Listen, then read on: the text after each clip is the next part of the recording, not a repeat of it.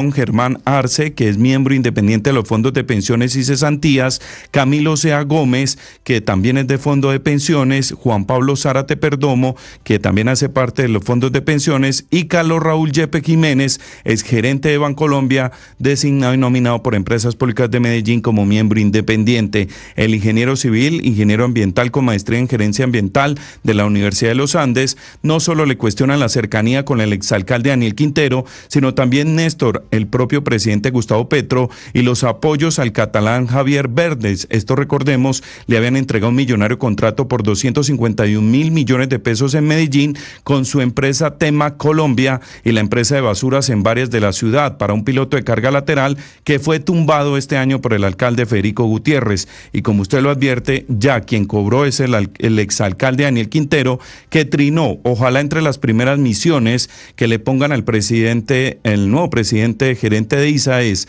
bajar las tarifas de energía como de lugar, sacar a los uribistas que llevan 2 años atornillados en el gobierno nacional, iniciar una auditoría forense para sacar la corrupción corporativa a patadas, entre otras. Esas son las afirmaciones del exalcalde, que es de los primeros que se ha pronunciado frente a esta noticia que se conoce hoy en la ciudad de Medellín, pero lógicamente va a generar un revuelo debido a que pues varios sectores políticos en la capital antioqueña no querían que llegara Jorge Andrés Carrillo en esto. A ver, un par de precisiones. El español al que usted se refiere es el señor Vendrell. Xavier Vendrell. Verdel, sí señor. No, Javier. Vendrell, que estuvo metido y que ha metido las narices en cosas de la campaña primero, hace 2 años, y después en cosas del gobierno. Sí. Ya hay varias alertas encendidas. Que ha tenido negocios en Medellín.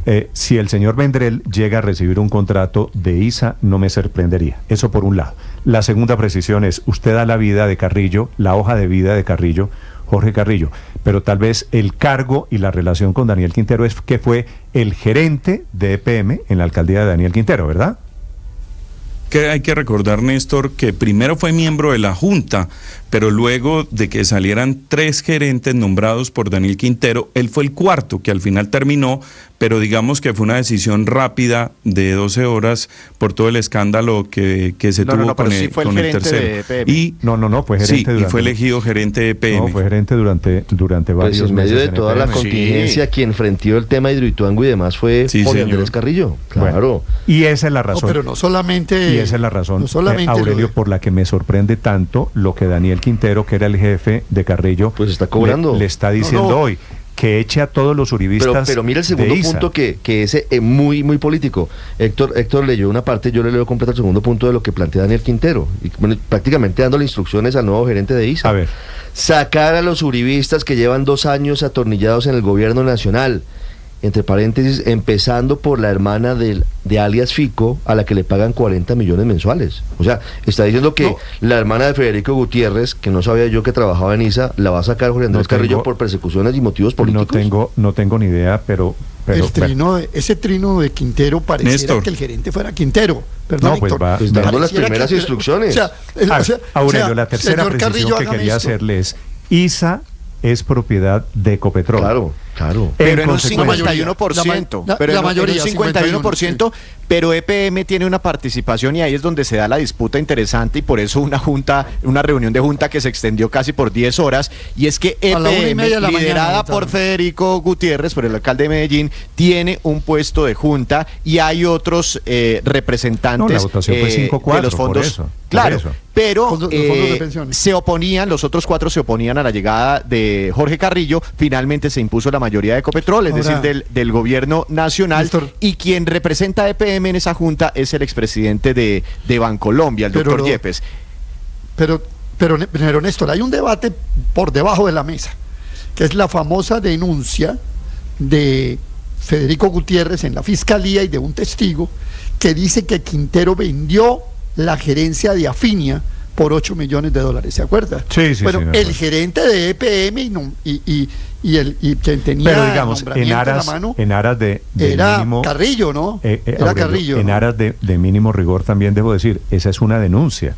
Las denuncias hay que probarlas y hay que vencerlo en juicio. Pero sería bueno sería bueno que se aclarara eso, pues porque uno de los que estuvieron metidos en ese enredo ahora es el presidente de ISA. O sea, no sé, seguro usted tiene toda la razón, el debido proceso, Pero hay un debate contencioso ahí. Yo creo que Aurelio tiene la razón, más allá de si vendieron o no la gerencia, que por supuesto pues es un delito que uno no puede estar diciendo que ocurrió si no hay ninguna prueba. El señor Carrillo sí es responsable de lo de Afinia. Toda la tragedia que ocurre alrededor del tema de las tarifas de energía eléctrica en el Caribe, pues obviamente tiene una responsabilidad en esa empresa en que fue de alguna manera desarrollada y amparada por el señor Carrillo, y las decisiones que se tomaron en ese momento pues fueron avaladas por él, que era pues el socio mayoritario de esa empresa que se llama Afinia, y es entonces un poco raro que el gobierno del presidente Petro promueva, digamos, a un cargo de la importancia de la gerencia de ISA a una persona que es, a mi modo de ver, la responsable del tema de las tarifas en el Caribe. Teniendo en cuenta la reacción de Daniel Quintero, las instrucciones que le está dando esta mañana Daniel Quintero al nuevo gerente de ISA, tal vez allí está la bolita y allí está la explicación de por qué lo ponen. Primera decisión que Felipe, que va a tomar el nuevo gerente de ISA. Le va a cancelar el contrato a la hermana del alcalde Fico Gutiérrez. Segunda decisión que va a tomar el doctor Carrillo. Imagínese el manejo de una empresa de la importancia de ISA con fines políticos y con mirada política. ¿Quiénes son uribistas en esta mesa? ¿Quiénes son uribistas en esta oficina? ¿Quiénes son uribistas en esta oficina? Se me van yendo todos. Esta es la persecución que anuncia Daniel Quintero. Y este es el tono. A la venezolana. Hoy, por ejemplo, sacaron a 100 empleados de Venezolana en televisión porque tenían en su WhatsApp críticas al gobierno de Maduro. Cualquier parecido, claro, pues imagínese. No, y destrozar el gobierno corporativo de una empresa como ISA, que ha sido además bandera nacional. De la misma manera que me parece, Felipe, terrible. Que habrá dentro de 2 años petristas que no se pueden echar del gobierno por el hecho mero de tener una ideología política. Lo que ISA funciona como un relojito, es una empresa competitiva que gana licitaciones internacionales. Ahí le cumplieron al cambio en primera, le cumplieron al cambio en primera de Daniel Quintero. Eso? A ver, ¿cuál es? Que ¿Nos hacemos los sorprendidos? Usted tiene razón, no me voy a hacer el sorprendido tampoco, no voy a llegar. No, era de esperarse, pero sí es malo, digamos. A mí sí me parece que, como dice María Consuelo, yo estoy muy contento de que estaba de acuerdo con ella en todo. Me parece que el ISA es una empresa que ha sido un ejemplo de gobierno corporativo en este país, y todo indica que eso ISA, se va a acabar. Tiene negocios en Chile, en Brasil, en Colombia, en Panamá. Que se los gana por concurso, además. Es prácticamente el mayor transmisor de energía en América Latina, y a mí también sí me gustaría saber cómo operan esas firmas cazatalentos, ¿no? Que son las que contratan para llegar a estos nombres. Esa firma queda muy cuestionada, no sé cuál sea, pero queda completamente como un mamarracho. A ver, Víctor, ¿usted cree que hubo aquí cazatalentos, de verdad? Es que siempre nos dijeron, porque Posada se fue en enero, ISA este año no ha tenido presidente, nos dijeron, la firma cazatalentos está mirando las mejores opciones. Yo estoy de acuerdo con Víctor, ese cuento de las cazatalentos...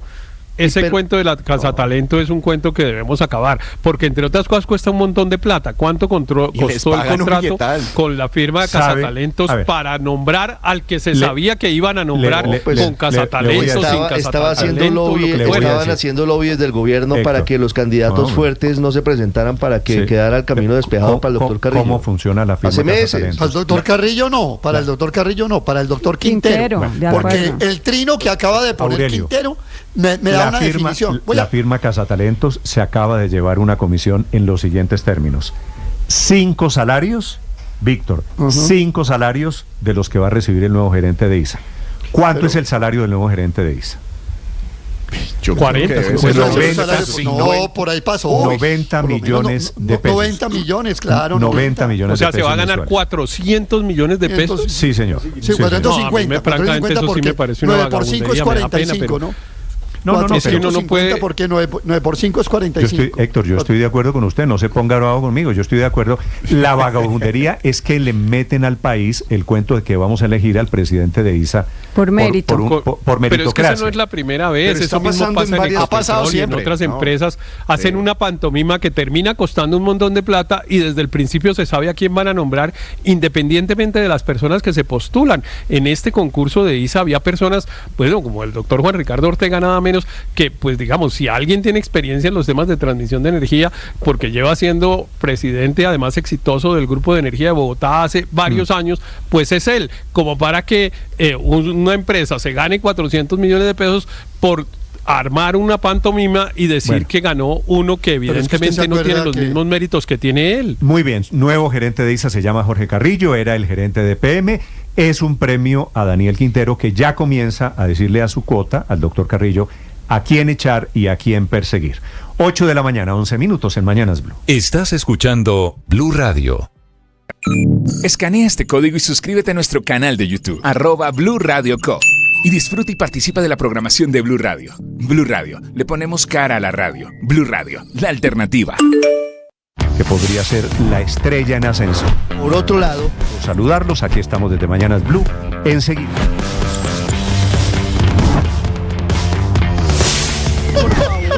Ha empeorado por la crisis que además tiene hoy el sistema de...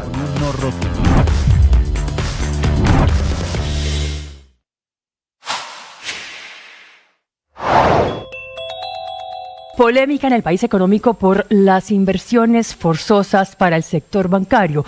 Proyecto que, según confirmó ayer el director de Planeación Nacional, Alexander López, va a ser presentado ante el Congreso en unas 2 semanas. Lo primero que hay que decir es que las inversiones forzosas para el sector bancario no son una expropiación, pero sí un mecanismo distorsionante, ineficiente y con grandes consecuencias sobre los bolsillos de la gente. Inversiones forzosas que existieron por décadas en el país desde los años 50, creyendo que así se promovía la irrigación de crédito barato a toda la economía a través de fondos que manejó el Banco de la República, como el Fondo Financiero Agropecuario, Fondo Financiero Industrial, Fondo para Inversiones Privadas, Fondo de Capitalización Empresarial, Fondo de Promoción de Exportaciones, todos los cuales se desmontaron por la enorme distorsión que producían, porque generaban represión financiera, porque encarecían el crédito para toda la economía y porque obligaban a los bancos a cobrar más por los créditos o a pagar una menor tasa por los depósitos de ahorro, o tal vez también, y así pasó, aumentando las comisiones, todo lo cual encareció el crédito para todos los colombianos, y por ello mismo es que se desmontaron todas las inversiones forzosas, salvo las del agro, pero más. Esta mañana la situación humanitaria, la situación de orden público en Chocó es particularmente grave. Hay 50.000 personas confinadas en 6 municipios en donde el ELN adelanta un paro armado desde el domingo pasado. 85 comunidades de diferente procedencia en total. La situación más grave se vive esta mañana en Ismina, uno de los pueblos vulnerables más pobres del Chocó. Señor alcalde Jason Mosquera, alcalde, buenos días. Buenos días, Néstor. Buenos días a todo tu equipo de trabajo y a toda la radioescucha esta tan importante. Alcalde, lamento mucho lo que les está pasando. ¿Cuál es la situación en Ismina en este momento, alcalde, con el paro del ELN? Pues, Néstor, quisiera la verdad decirte que estamos bien, pero es imposible. Jason, el alcalde, me siento muy mal, me siento angustiado. Siento que el gobierno nacional me dejó solo en esta lucha.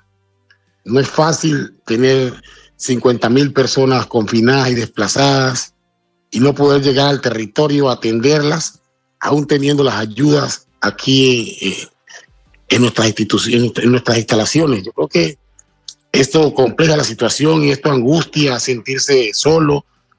Reitero, van apenas 8 meses de gobierno, 6 paros consecutivamente.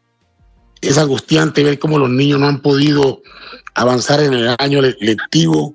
Los docentes no han podido llegar al territorio, el gobierno no ha llegado al territorio. Con lo que va de estos paros, yo no he tenido comunicación con nadie del gobierno nacional, nadie se ha acercado, nadie ha llamado a ver cómo ayudan, cómo articulamos, cómo avanzamos para sacar a estos pueblos de esta crisis que están viviendo. Ya llevan varios días con este paro armado, alcalde. Usted nos dice, no he podido comunicarme con nadie del gobierno nacional. ¿Qué está pasando hoy en las comunidades? Usted nos hablaba en ese momento de un grupo de personas que ya habían llegado al casco urbano de Ismina, desplazados por la violencia, que no tenían dónde quedarse ni qué comer. ¿La situación se ha agravado en estas últimas horas? Bueno, con estas personas que estaban durmiendo en las calles, inclusive estaban durmiendo en las calles de familiares, pudimos construir un albergue temporal, un cambuche como le llaman uno, temporal, las ubicamos y a estas personas que están en la cabecera municipal las hemos venido atendiendo. Ayer estuvimos allá con médicos, psicólogos, trabajadores sociales, les hemos llevado alimentos y estas personas pues están bien porque están en la cabecera municipal.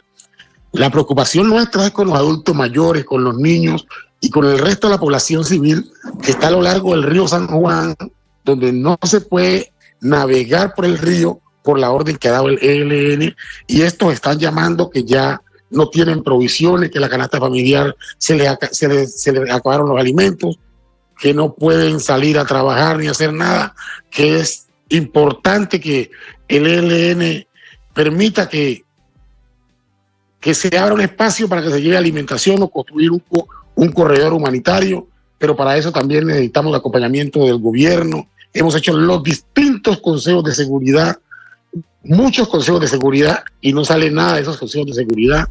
El ejército ha venido haciendo sobrevuelos, pero no garantiza de que transportemos a los funcionarios de la alcaldía a bajar la ayuda humanitaria. Entonces, esta situación, como usted puede ver, es compleja y cada día se está tornando peor.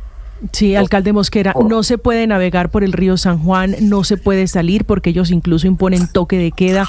¿Cómo están haciendo para alimentarse? ¿Cuántos días de provisiones les quedan, alcalde?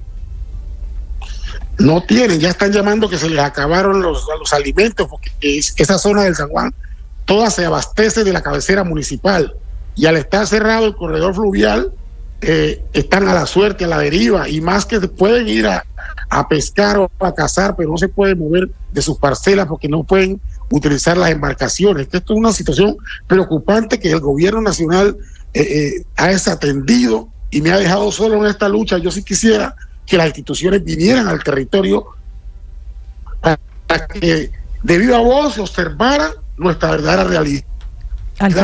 Alcalde. ¿Alcalde? Cartas inclusive a la DIAN, a todo, al DPS, a la DIAN que nos mande ropa, que esta gente se movió únicamente con lo que tenía puesto, y no hemos recibido respuesta de un gobierno. Sí, alcalde, este paro es indefinido, así lo anunció el ELN.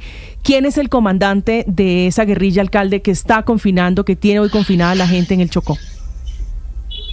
Bueno, la verdad yo no conozco el nombre del comandante, pero sí ellos mandaron sus audios y sus panfletos como acostumbran, y efectivamente ellos tienen el control sobre ese río. Está el ELN por una parte y la autodefensa gaitanista por otra parte, y ellos se disputan el territorio, y entonces cuando ellos dan una orden, la población civil lo que tiene que hacer es acatarla, porque nadie se va a ir en contra de ellos, y más cuando hay un ejército que puede ir a acompañar a la comunidad 2 días, pero que luego se retira del territorio y quedan ellos expuestos.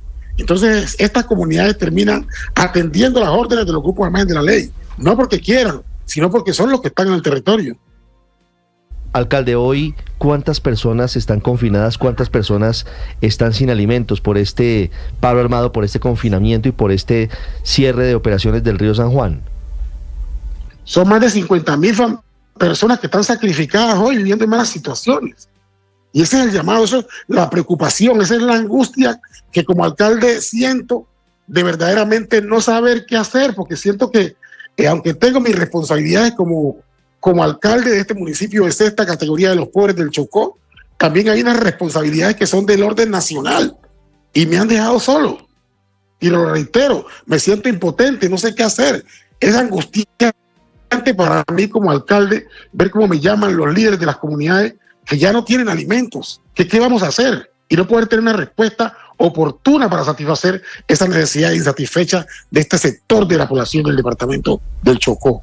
Tiene toda la razón, es el alcalde Jason Mosquera, que está en Ismina, en Chocó, enfrentando hoy este paro de los señores del ELN, que por el otro lado están en crisis en el proceso que adelantan con el gobierno nacional. Ya les contaré noticias alrededor del tema. Alcalde Mosquera, muchas gracias.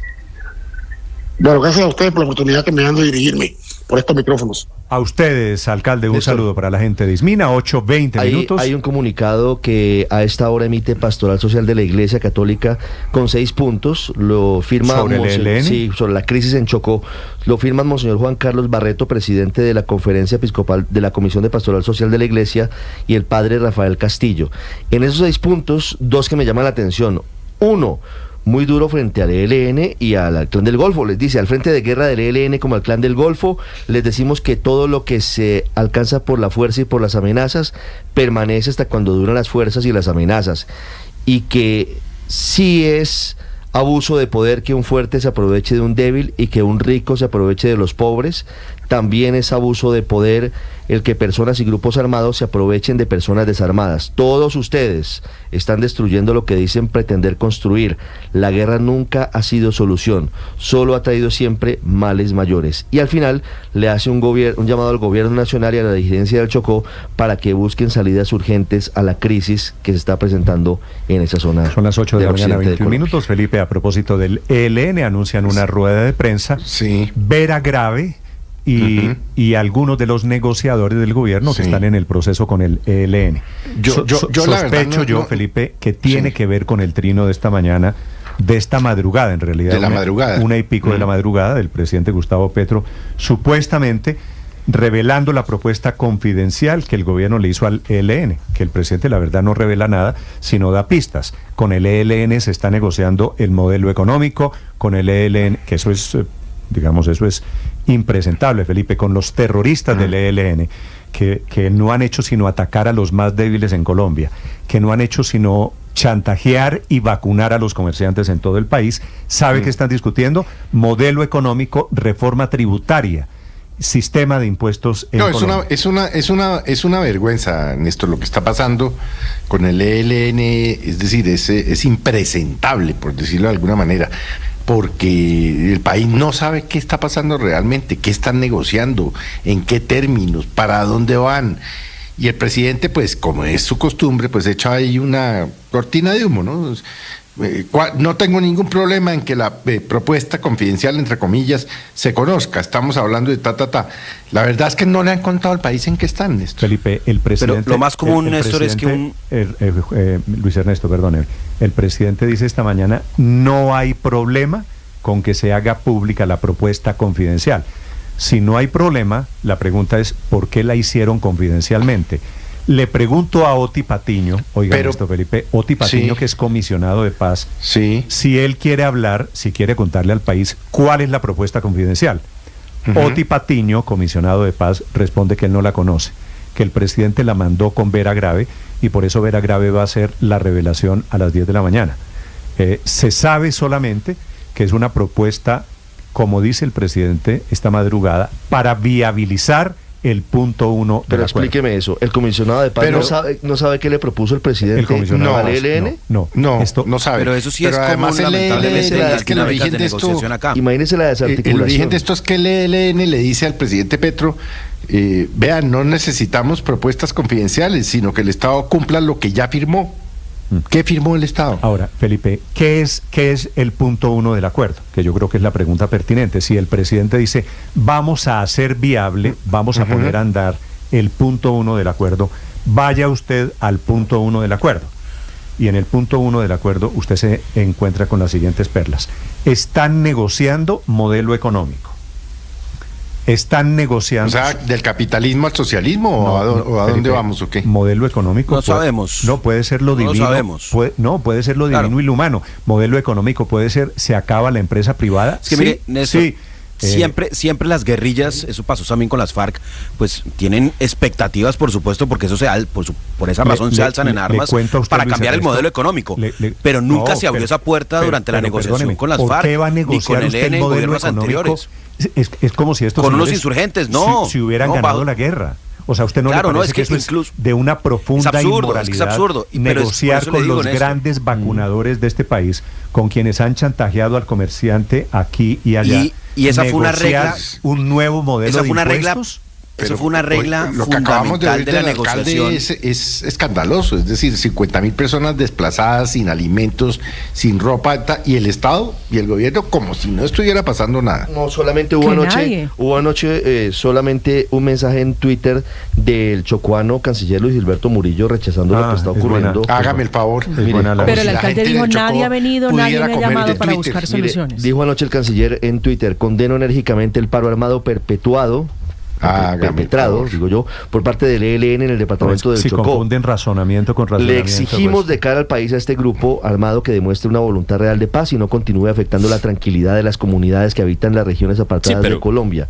Como gobierno nacional, es un canto a la bandera, haremos todos los esfuerzos para proteger los derechos. Andrés, le leo el punto 1 del acuerdo de paz, que es el que admite esta madrugada el presidente Petro que están negociando.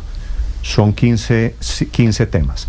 Modelo económico, ya le digo. Modelo económico puede ser todo. Relación entre lo público y lo privado.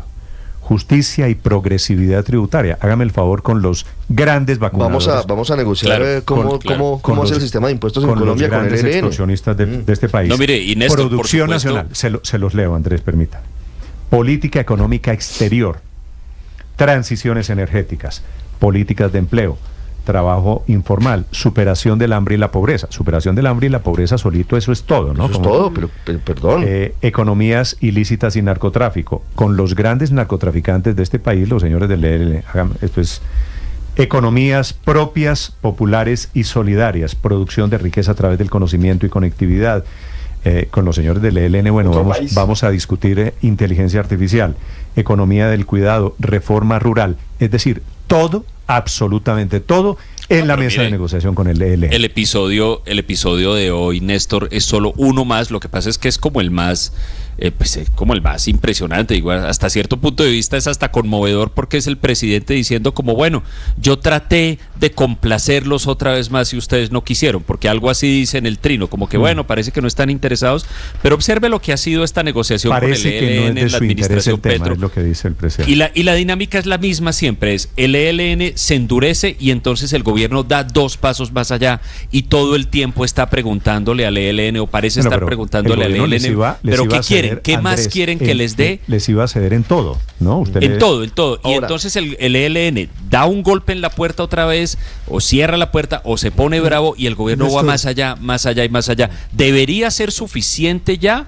esta dinámica para que se dieran cuenta de que ese no es un camino correcto en la negociación, a menos que, Néstor, otra sea la intención del gobierno en este caso, porque recuerde que cuando el presidente empezó a hablar del proceso constituyente y del poder constituyente y de activar el poder constituyente y todas esas cosas, una de las pocas voces en las que encontró respaldo fue en el ELN. Salieron Gavino y Pablo Beltrán desde Cuba diciendo que apoyaban no solo el proceso constituyente, sino todas las reformas sociales del presidente Petro. Pero fíjese que ese primer punto también tiene su veneno, también tiene su trampita. ¿Por qué? Porque dice dialogar sobre esto, no dice cambiar. Claro, no, yo sé, o sea, pero el presidente, vamos a votar corriente con esto, ese es el primer punto. El presidente Petro dice en el trino de esta mañana la propuesta de reforma económica que se acordó con el ELN. Sí, claro. Ahora, pero sobre eso también hay un engaño, porque cuando Petro dice vamos a cambiar el modelo económico, y entonces uno dice, bueno, ¿en qué va a cambiar el modelo económico? No, que vamos a dejar de producir petróleo. Y fíjese que arriba también lo dice Sostiene. O sea, el modelo económico es en el que están de acuerdo, que ese no es el cambio del modelo económico, que dejar de producir petróleo. Saludo. Es un galimatías y un enredo del que se pegan el uno y el otro para tratar de inculpar una negociación. Néstor, una pequeña cosa sobre el tema de Ismina. Es que lo de Ismina es muy grave, Néstor, lo que acabamos de oír del alcalde. Ismina no está en la profundidad de la selva. No. Usted sabe que Ismina está a 4 horas y media en carretera desde Pereira. Sí. Y el gobierno no ha llegado. Ismina y Tadó está pegado de Pereira 3 horas y el gobierno no ha llegado. Yo creo que hay que hacerle eco al reclamo que está haciendo el alcalde de Ismina. Aurelio, en 30 segundos saludo a uno de los negociadores en esta mesa de negociación con el ELN.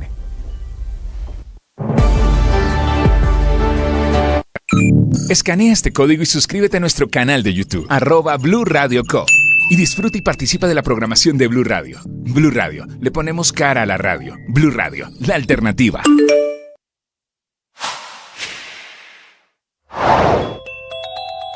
La Mpox, antes conocida como la viruela del mono, ha sido declarada como una emergencia a nivel internacional.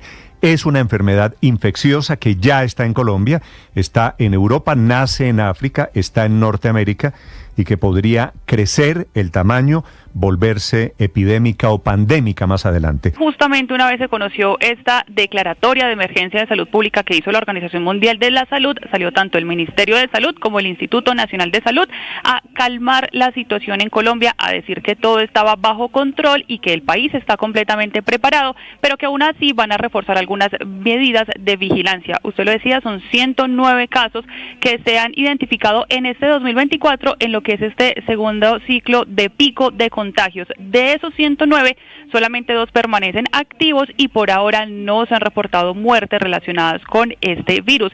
La lupa está en Bogotá, Néstor, porque allí se han reportado la mayoría de casos, 44. Le sigue Cali, 22. Hay una vigilancia especial allí que se va a tomar en especial por el desarrollo de la COP16 y también hay vigilancia en Barranquilla, que tiene 13 casos reportados por las autoridades de salud, y le sigue Medellín, la capital de Antioquia.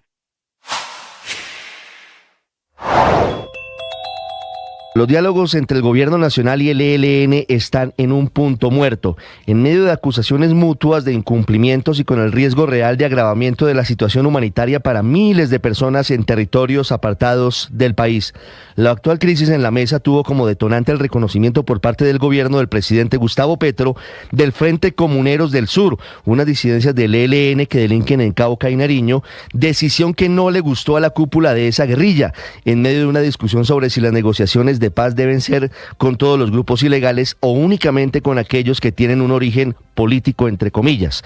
La exigencia del Comando Central para continuar en la mesa de negociaciones con un cese del fuego vigente que terminó el pasado 3 de agosto es que el gobierno retire al ELN del listado de Gaor, que es el listado de grupos armados organizados que tiene en sus manos no solamente el gobierno, sino también tienen en sus manos las fuerzas militares para actuar de manera decidida en contra de ellas y pretender un avance militar en contra de esos grupos. Lo que quiere el ELN es distinguirse. El ELN dice que no es igual al Clan del Golfo ni a otros grupos que considera simples narcotraficantes o grupos delincuenciales y por eso considera que sus negociaciones deben ser distintas, deben tener una entonación política.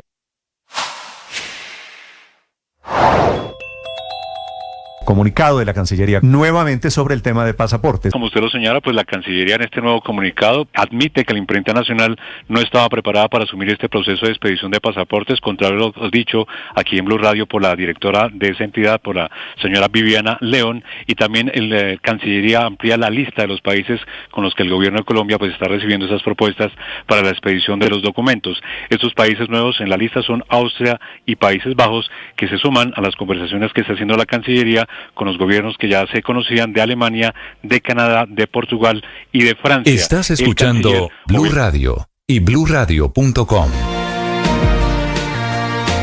8 de la mañana, 33 minutos. El presidente Petro da puntadas esta mañana sobre lo que es el acuerdo confidencial o la propuesta confidencial que le hizo el gobierno al ELN. El doctor José Félix Laforía es uno de los integrantes a nombre del gobierno Petro en esa mesa de negociación con el ELN. Doctor Laforía, buenos días. Buenos días, Néstor, para ti y para todos los que nos escuchan a esta hora de la mañana. ¿Usted conoce la propuesta confidencial al ELN, doctor Laforía? Entiendo que nadie, no sé si la conozca Vera Grave como jefe de la delegación e Iván Cepeda, pero veo que ayer el ELN cierra otra vez la puerta y la cierra de la misma manera, Néstor, como la cerró cuando el famoso trino del presidente Petro a finales de diciembre del 22, creyendo que se podía avanzar para un cese al fuego. Y fíjense ustedes que la respuesta que le da es, no, aquí la cosa es pública, ¿no? Cuando público se han hecho las cosas. ¿De qué se trataba? No sé, pero lo que le dice el ELN básicamente, ustedes cumplan. Cuando quienes hemos estado participando en las mesas, lo que sentimos es que quienes no cumplen son ellos, especialmente un tema muy sensible como es el tema del secuestro. Usted recordará cómo se discutió en México, cómo quedó prácticamente incorporado a un acuerdo, cómo después en Cuba, a la final, eso fue uno de los elementos más críticos, que terminó en algo muy singular, como yo lo hice anotar, que no quedó como un acuerdo sino como una concesión unilateral, no secuestrar. Entonces, la manera como han venido ellos avanzando a punta de ultimátum, creo que le debe poner un poco más los pies sobre la tierra al país y especialmente al gobierno. ¿Usted vio el trino de esta madrugada? El presidente lo puso a la 1:00 a.m. ¿Usted ya lo vio? Yo venía viajando anoche, llegué muy tarde, estaba fuera del país. ¿Se lo leo, le parece? Sí, claro. Es un trino además muy corto, tiene 5 renglones. Dice, como la controversia, como lo que reclamó ayer el ELN, es que había una propuesta confidencial, el ELN retando al gobierno a que hiciera público, el presidente Petro escribió, comillas, no hay problema con que se haga pública la propuesta confidencial. Se les propuso viabilizar la propuesta sobre reforma económica que se acordó con el ELN, que se firmó como primer punto del acuerdo con el empresariado del país y el Movimiento Social de Colombia para discutir los mecanismos de su implementación. Parece que no es de su interés el tema. Voy al punto 1 del acuerdo y veo que allí está todo. Allí hay discusión del modelo económico, hay discusión del programa de impuestos, hay discusión de la reforma agraria. Ustedes en la mesa de negociación están refundando la patria con el ELN, están negociando todo con el ELN. Fíjese que la pregunta es una pregunta bien pertinente, ¿no? Porque los puntos que finalmente se terminaron por acordar fueron los mismos que traían del gobierno de Santos, que no se tocaron justamente para no someter a esa agenda a un proceso largo que muy seguramente hoy todavía no tendríamos nada. Los 3 primeros puntos, no el primero, los 3 primeros puntos son puntos bastante gaseosos que lo que hacen es o lo que permiten es sostener que la democracia tendría que plantearse en lo económico, en lo social y en lo político.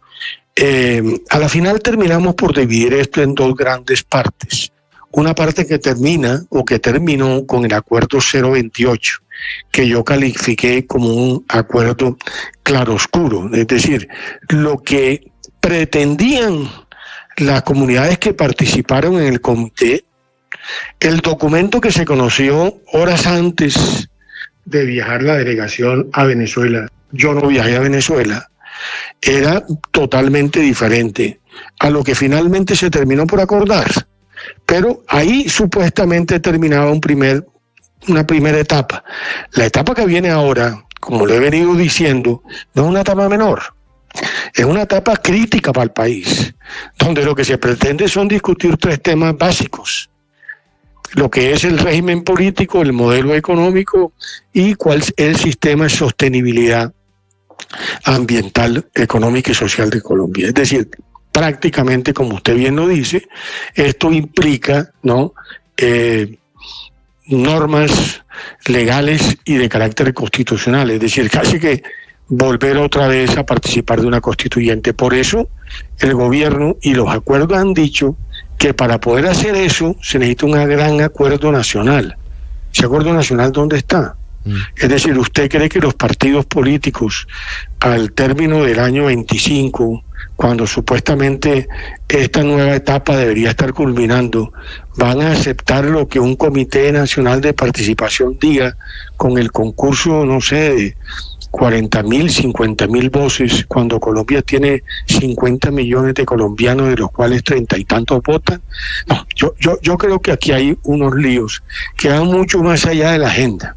Aquí tenemos 2 años de gobierno, aquí tenemos un lío con Venezuela, aquí tenemos unas reformas sociales que el gobierno, por las dificultades propias del Congreso, no ha podido pasar, y hay que leer al ELN de otra manera, ¿no? Me parece que a estas alturas, como ayer lo vi en la televisión muy tarde, cuando yo grabo los programas de televisión de los noticieros, el alto consejero presidencial Oti Patiño lo dijo. Nos dijo que estamos en una crisis profunda, claro. Pero doctor Laforí, entonces, ¿usted cree que el ELN va a empezar a jugar a lo que siempre ha jugado?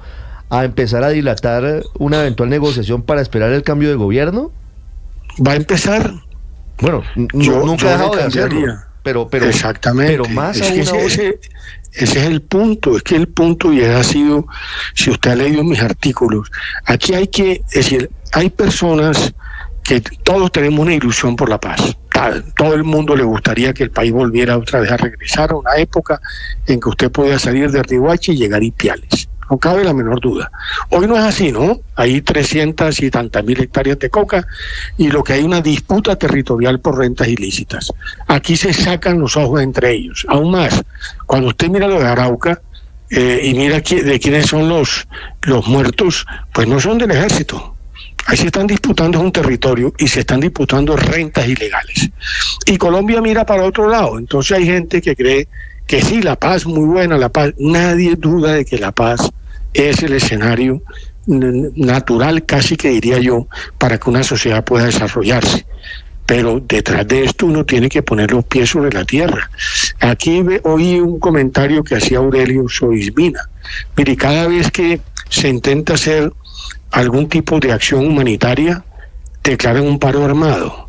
¿Quiénes son los perjudicados? Precisamente las comunidades vulnerables. Cuando terminé convencido, porque yo siempre creí en los ceses territoriales, cojamos una región, miremos sus especificidades, miremos qué tipo de violencia, tratemos de hacer foco en aquellas transformaciones que le cambiarían la vida a los ciudadanos de esas regiones. Terminaron convenciéndome con argumentos válidos que era mejor un cese nacional. Bueno, el cese nacional, ¿para qué ha servido? Cada vez que se prolonga, uno ve las comunidades aún más afectadas. Y a mí, lo quiero decir además, sí, porque yo no soy políticamente correcto, ayer al padre Henao, a Monseñor Henao, lo vi otra vez pidiendo cese el fuego. A la curia lo vi pidiendo cese el fuego. A ver, pues ese fuego ¿entre quiénes? ¿Entre quiénes? Es que las Fuerzas Armadas... Entre otras, el cese al fuego no cobijaría lo que está pasando en Chocó, porque es un combate entre dos grupos ilegales. El cese al fuego es lo que tú dices. Exactamente. Mientras que el ejército no puede tener ningún tipo de acción ofensiva, estos grupos se reparten el territorio a sus anchas. No, yo siento que yo estoy muy de acuerdo, y lo he dicho, aquí hay que hacer un alto en el camino, aquí hay que sopesar una serie de variables, que ayer además la dijo Oti, ¿no? Volvió a hablar del mecanismo de monitoreo y verificación, simplemente no ha funcionado. Si no funciona, ¿para qué cese? ¿Para una burla? Es decir, el gobierno se compromete a medidas que obviamente afectan la operatividad de la fuerza pública, ¿a cambio de qué? No, yo siento que esto es un punto.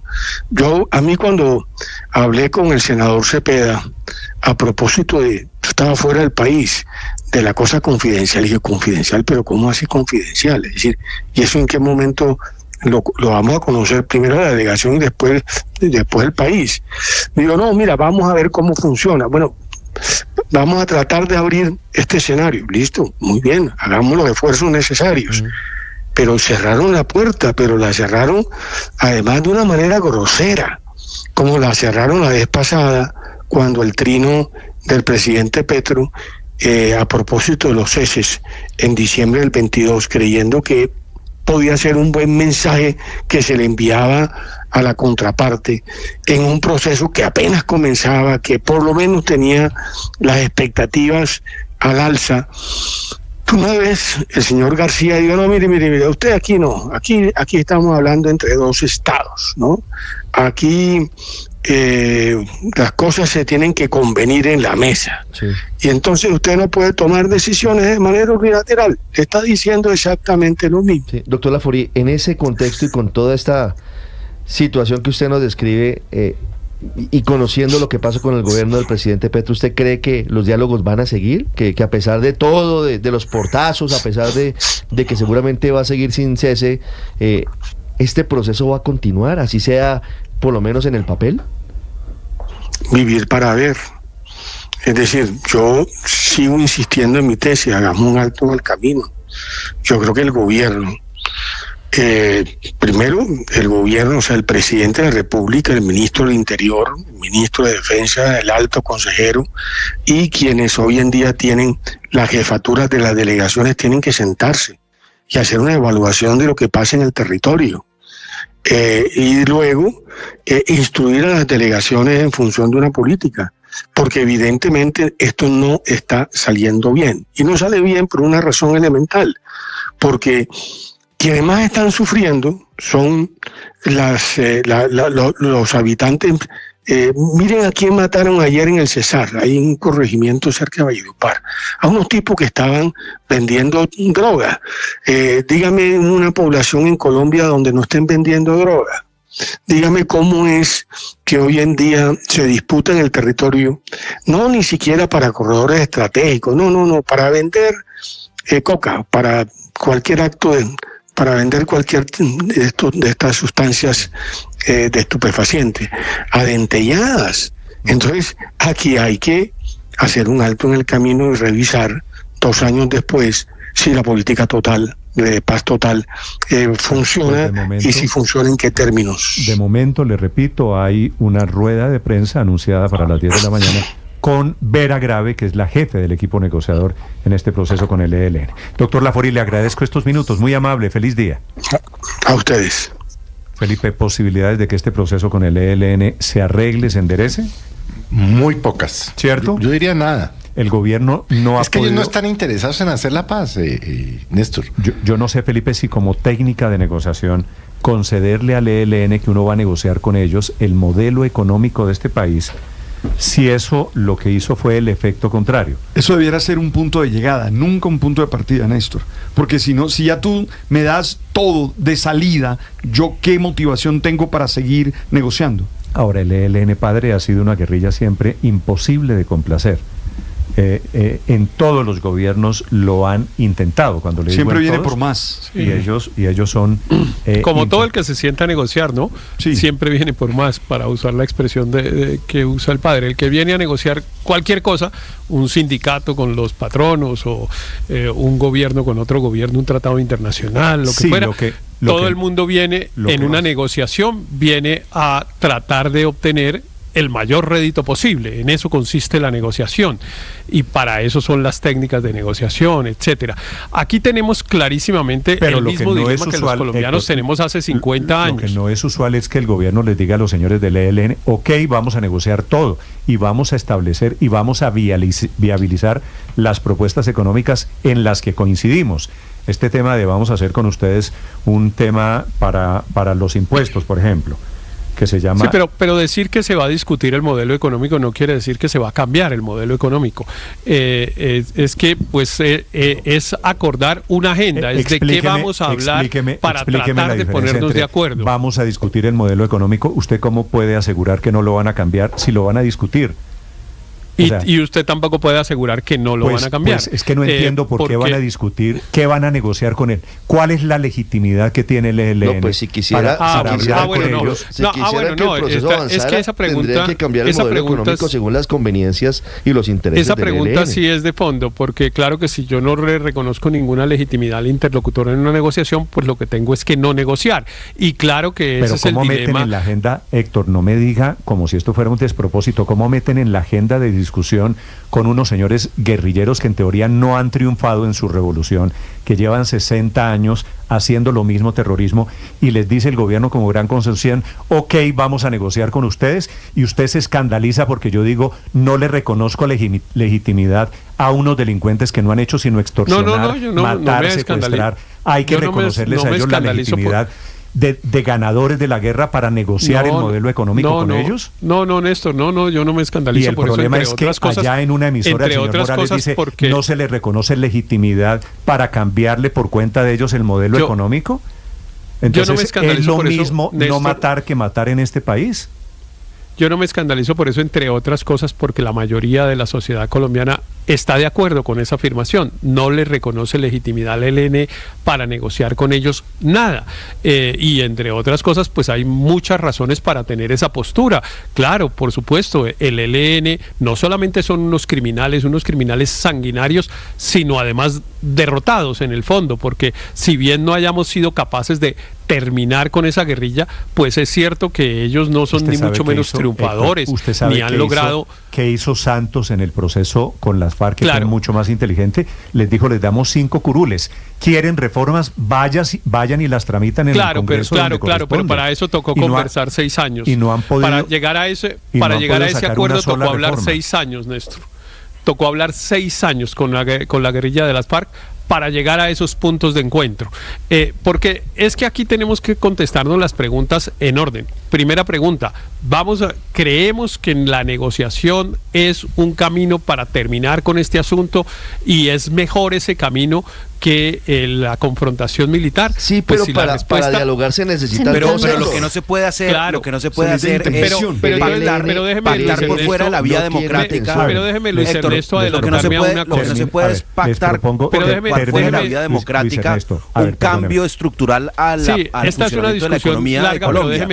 Y por eso se hace vía Congreso y así se hizo con las FARC. A ver, termina Luis Ernesto, termina Héctor y ya sigo con usted, ¿vale? Es que claro, no todas las negociaciones son iguales y si se hizo con las FARC no necesariamente se puede hacer con el ELN, etcétera. Pero quiero solo un puntico porque aquí podríamos demorarnos un montón para contestarle a Ricardo, digamos un poco que tiene que ver además con el famoso tema de la voluntad. Para hablar se necesitan 2. Es cierto, Aurelio también el otro día preguntaba, es que esas guerrillas, no se refería al ELN sino a las disidencias, ¿tienen voluntad de paz? Mi respuesta es no tienen voluntad de paz, ni el ELN, ni la disidencia de las FARC, ni ninguno de esos grupos han mostrado realmente querer llegar a un acuerdo para desarmarse, ninguno. Entonces, la pregunta es, estas negociaciones se pueden hacer con uno de 2 presupuestos. La voluntad de paz existe desde antes de sentarse a la mesa, o una de las motivaciones para sentarse a la mesa es intentar construir la voluntad. Esa es una de las 2 caminos. Yo creo que pues las 2 cosas se pueden hacer, como cuando, y con esto termino, como cuando usted dice, mire, ¿sabe que yo le quiero comprar su carro porque me gusta? Y yo le digo, no lo estoy vendiendo. Y usted empieza a decirme, bueno, pero se lo voy a pagar bien, se lo pago en efectivo, en fin, y usted trata de construir, trata de construir la voluntad para que yo negocie con usted. Claro, entonces comienza a decirle al ELN, negociamos el modelo económico y negociamos la política económica y negociamos el tema de inteligencia artificial. Eso ya lo había pedido el ELN todas las veces, Néstor, y no se concedió. Yo creo que lo más grave aquí es el sobre el modelo económico. Pero si es porque esa es la propuesta confidencial que esta mañana revela el presidente. Y ahí hay una equivocación, hay una equivocación clara, porque es que mire, darle legitimidad al interlocutor para dialogar, para escuchar sus planteamientos, como lo menciona Héctor, claro que es necesario para abrir una negociación, pero darle legitimidad no quiere decir que en esa mesa y a través de ese diálogo se pase por encima de las instituciones democráticas de Colombia y se cambie sin esas instituciones democráticas bases esenciales de la sociedad colombiana, como por ejemplo su modelo económico. Por eso la negociación con las FARC preveía que lo que saliera y las propuestas y las iniciativas que salieran de ese diálogo debían ser tramitadas ante el Congreso de la República. Cualquier enmienda constitucional, cualquier cambio legal tenía que pasar por las instituciones democráticas del país. Entonces no nos equivoquemos, una negociación no puede simplemente conducir a que cualquier cosa estructural se pueda cambiar simplemente por un plumazo, por una firma de 2 partes. Así no funciona.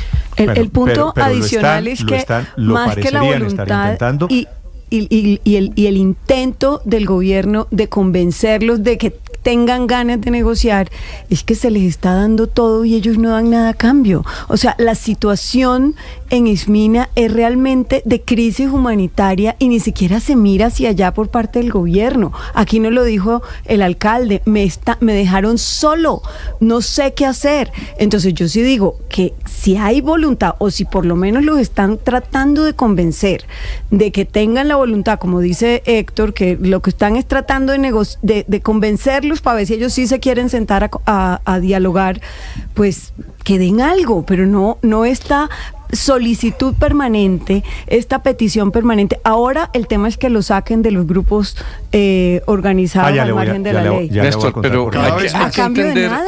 Hay mensaje de Antonio García, que es uno de los jefes históricos de este ELN. Señor Álvaro. Hay que entender cómo evolucionan los procesos. Aquí lo primero es que lo que se está planteando es dialogar. Dialogar es cualquier cosa, como decía Aurelio. ¿Por qué?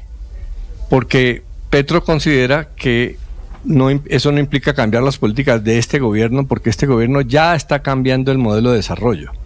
Considera que el ELN debería estar satisfecho con propuestas de reforma y políticas económicas de un gobierno de izquierda. La tesis de Petro es que, aunque el ELN lo considera light y dice que es un simple socialdemócrata y no verdaderamente de izquierda, su gobierno es el que más cambios en esa dirección ha hecho. Entonces, que el ELN tiene que se queda sin el argumento de que esta es una sociedad represiva, neoliberal, porque ya las elecciones cambiaron eso, por una parte. Y por la otra, yo creo que una posible explicación es que Petro considera que esta negociación está por terminarse y quiere dejar sin argumentos al ELN, demostrar que a diferencia de los gobiernos de derecha y de centro, él sí estaba dispuesto a discutir las políticas económicas porque sí eran progresistas, y que el ELN realmente no tenía argumentos y se fue porque no tenía voluntad, pero no porque este gobierno no estuviera dispuesto a avanzar en la dirección de los cambios sociales. Esa es una interpretación que me suena, Álvaro. 8:55 minutos. Mensaje esta mañana de Antonio García del ELN. Juan Camilo Maldonado. Néstor, buenos días. Pues mientras el gobierno envía propuestas confidenciales para negociar el modelo económico de Colombia buscando avanzar en los diálogos de paz, el ELN lo culpa del posible fracaso en estas negociaciones y hace exigencias. Antonio García, máximo cabecilla del ELN y recientemente avalado por el Comando Central de la Guerrilla como su líder en la reunión nacional del pasado mes de julio, escribe esta mañana en su cuenta de X, abro comillas: el gobierno ha salido a decir que el presidente le ha dado reconocimiento al ELN de ser una organización alzada en armas por motivos políticos, pero eso se queda en lo mero decorativo y no tiene ninguna implicación concreta. Como podemos ver, quien está colocando las condiciones es el gobierno, pues la imposición es que el ELN le acepte incumplir los acuerdos, dice el cabecilla de la guerrilla. En mayo pasado, este grupo ilegal puso 4 condiciones para seguir adelante con los diálogos de paz: retirarlo de la lista de grupos armados organizados, asegurando que son rebeldes y no un grupo narcotraficante; igualmente materializar el fondo multidonante para que los financien a cambio de terminar con el secuestro extorsivo. Y recordemos, Néstor, que el cese al fuego bilateral con el ELN venció el pasado 3 de agosto, no se prorrogó. Estás escuchando Blue Radio. Escanea este código y suscríbete a nuestro canal de YouTube, @Blue Radio Co. Y disfruta y participa de la programación de Blue Radio. Blue Radio, le ponemos cara a la radio. Blue Radio, la alternativa. Que podría ser la estrella en ascenso. Por otro lado, saludarlos, aquí estamos desde Mañanas Blue, enseguida.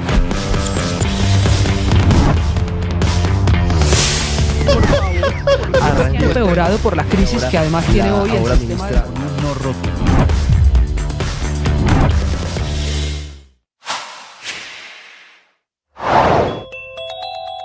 Mientras el gobierno habla de modelo económico con el ELN, ayer por la vía institucional comenzó ya la discusión del presupuesto para el 2025.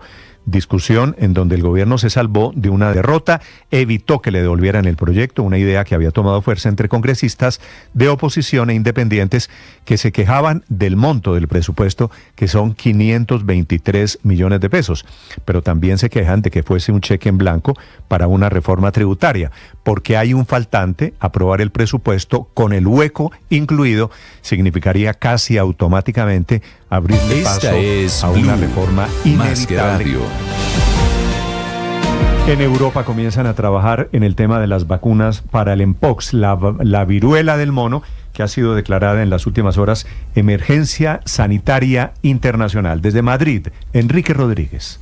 De hecho, hablando de vacunas, la Fundación para las Vacunas Gavi, que está especializada en la inmunización en países de bajos ingresos, acaba de anunciar la creación de una reserva mundial de vacunas contra el mpox, una enfermedad conocida anteriormente como viruela del mono, y que es la causante de esa declaración de emergencia global por parte de la Organización Mundial de la Salud, que se ha producido hace menos de 24 horas. Sobre esa declaración de emergencia, el gobierno de Egipto, a través de su Ministerio de Salud, acaba de anunciar la aplicación de medidas preventivas en todos los aeropuertos, puertos marítimos y pasos fronterizos debido a esa declaración. El gobierno de Egipto dice que declara medidas de salud preventivas que van a ser establecidas principalmente en esos puntos de entrada, Néstor. Gracias, Enrique. Estamos en comunicación sobre este tema del mpox con el doctor Daniel López Acuña, que es un legendario funcionario de la Organización Mundial de la Salud. Fue director de Sanidad de esta que es la máxima autoridad sanitaria en el mundo. Doctor López Acuña, buenos días. ¿Qué tal? Buenos días, Néstor. Doctor López Acuña, quisiera preguntarle primero, y seguramente en España les pasa, en Colombia tenemos todavía el fantasma del COVID. Esto que está pasando con el mpox, con la viruela del mono, como se llamaba antes, ¿se parece en algo al comienzo del COVID?